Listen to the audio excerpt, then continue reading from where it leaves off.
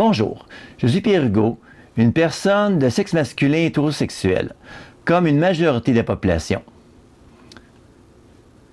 Straight, comme on dit dans certains cercles sociaux, j'aime bien les filles et je cherche l'amour avec le sexe opposé. Aujourd'hui, en ce 17 mai, je désire m'exprimer de faire une petite montée de lait. Mais qu'est-ce qui se passe depuis la COVID? Est-ce que le monde est devenu fou ou quoi? On dirait que tout a changé, on dirait que tout se passe tout croche. Dans l'actualité, je vois de plus en plus d'articles sur les jeunes qui acceptent de moins en moins d'autres jeunes à la sexualité différente. Dans le Journal de Québec du 16 janvier 2025, on reporte une montée de l'intolérance des jeunes face à l'homosexualité. Selon les statistiques, suite à des sondages du Gris Montréal, le nombre de jeunes mal à l'aise face à un ami ou qui a l'homosexualité a doublé depuis l'année 2017. Même chose pour leur vision de l'homoparentalité. Les algorithmes des réseaux sociaux, ils sont probablement pour quelque chose qui alimente la tolérance via des influenceurs toxiques. Un peu plus tard, dans la presse 2025, il est rapporté que les groupes de diversité sexuelle dans les écoles secondaires sont désertés. Ils disent que gay est redevenu une insulte. Là aussi, une hausse est remarquée chez les jeunes de l'inconfort face à la diversité sexuelle. L'intolérance des jeunes en est au point que certains élèves refusent de discuter en classe des mises en situation qui figurent des personnes qui sont sexuellement différentes. Alors, qu'est-ce qui arrive? C'est que les personnes qui sont sexuellement différentes ont peur de se regrouper parce qu'on les craint de se faire identifier par leur père comme étant différents. Alors, c'était pour mon volet actualité. J'ai une bonne partie de ma bande d'amis qui sont LGBTQIA+. Par conséquent, j'ai développé une ouverture d'esprit avec le temps.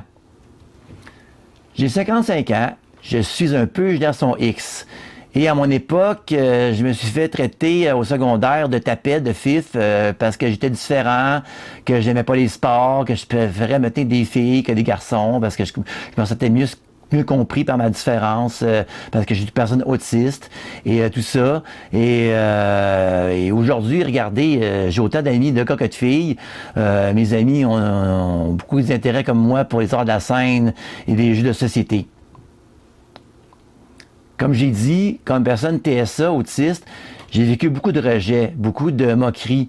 Donc, je suis sensible, je me sens concerné lorsque je vois des jeunes qui ont une diversité sexuelle, qui se font moquer, qui se font harceler, parce que j'ai vécu moi-même ce harcèlement, donc je me sens un peu touché par leur situation. Non, mais qu'est-ce que c'est le problème avec la génération Z, ceux qui prennent des enfants, ceux qui sont nés entre 1996 et 2009, et ceux qui ont suivi qu'on appelle la génération Alpha, on était rendu au bout de l'alphabet, donc on est rendu à Alpha, donc ceux qui sont nés entre 2010 et 2024. J'entends dans les nouvelles, dans les journaux, je lis les journaux, ils disent que l'homophobie est de retour parmi les jeunes, comme dans ma génération, les X, dont on dit si on est, nous, entre 1964 et 1979. Je considère que la génération suivante qui m'a suivi, les Grecs, ou milléniaux, selon que vous voulez les appeler, ceux qui étaient nés entre 1980 et 1995, étaient plus progressistes, voulaient faire avancer la cause, étaient plus touchés par les valeurs humanistes, un peu comme leurs parents, les baby-boomers qui étaient un peu révolutionnaires et qui ont changé beaucoup de choses. Donc, les baby-boomers et les Grecs étaient plus progressistes. On dirait que les plus jeunes que moi sont redevenus plus conservateurs. Et qu'est-ce qui arrive? C'est que là, ces jeunes-là se font harceler comme dans les années 80, dans le temps que j'étais jeune, il y a plus de 40 ans de ça. Sans compter qu'ailleurs, qu'aux États-Unis, qu'on entend beaucoup parler, c'est qu'est-ce qui se passe avec le gouvernement présentement, c'est que des gouvernements dans le monde font reculer les droits des personnes qui sont sexuellement différentes. Royaume-Uni, en Russie et même en Italie. Et ça va loin. Ça va vraiment loin. Des lois qui sont adoptées, des manifestations violentes, des influenceurs toxiques sur les réseaux sociaux, j'en ai mentionné tout à l'heure.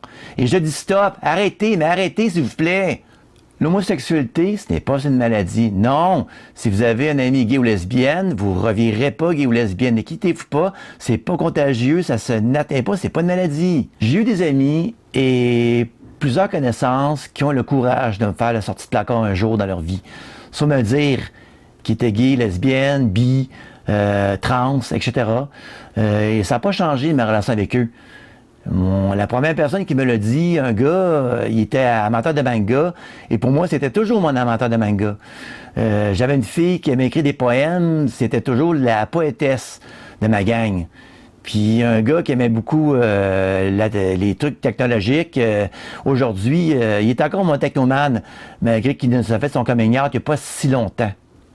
Être gay, lesbienne ou même bi, c'est naturel. Il y a même certaines espèces d'animaux qui le font.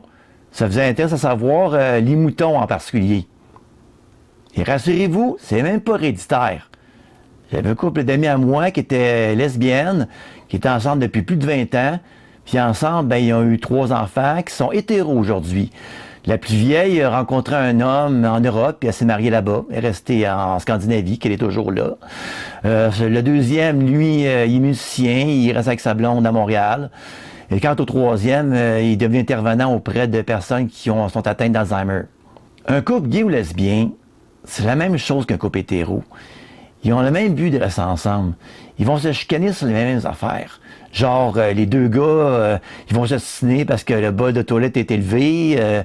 Ils vont s'assiner sur quoi manger ce soir. Ils ont une vie normale. OK.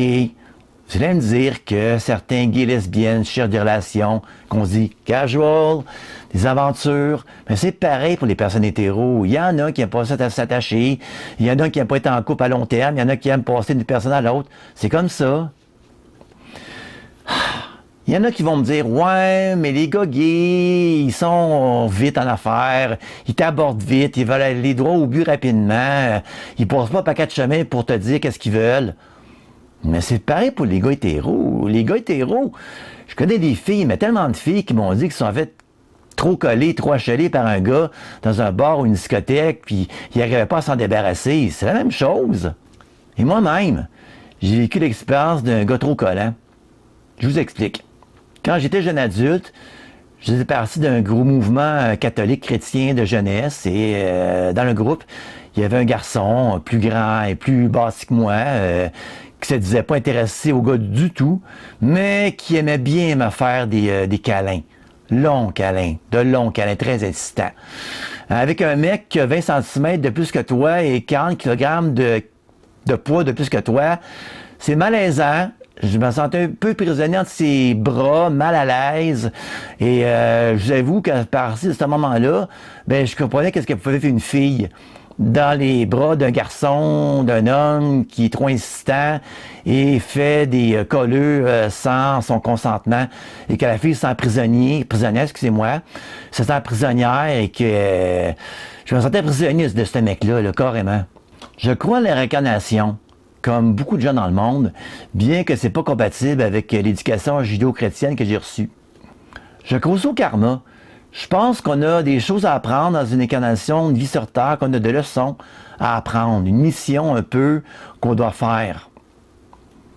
Et vu que je crois à la réincarnation, ben je suis pas convaincu qu'on vit une seule vie sur Terre. Je trouve que c'est pas assez pour apprendre tout ce qu'on pourrait apprendre. Exemple, pour une personne trans, peut-être que cette personne-là a vécu beaucoup de vies antérieures dans le sexe opposé, puis elle s'identifie encore à ce sexe opposé-là de ses vies antérieures, puis elle veut revenir à ses origines. C'est une théorie comme ça, mais c'est une théorie comme un autre, mais la théorie vaut pas plus plus ou moins que quelqu'un d'autre. En passant, j'ai connu quelques homophobes qui ont fait leur sortie de placard plus tard. C'est toi qui m'écoutes et que tu es mal à l'aise avec les gays et les lesbiennes, je t'invite à questionner pourquoi tu te sens comme ça. Qu'est-ce que c'est les idées négatives qui te remontent en toi? Pourquoi que tu te sens pas bien à leur présence? Pourquoi que ça te dérange?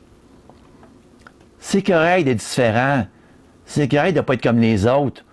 Sinon, la vie serait plate si on était tous pareils.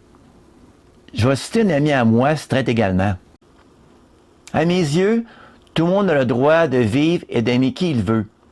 Et tout ce qu'on peut faire, c'est de tenter de faire une différence. Peut-être pas éradiquer ça, mais le réduire. Ensemble, on peut faire une différence, qu'il m'a dit.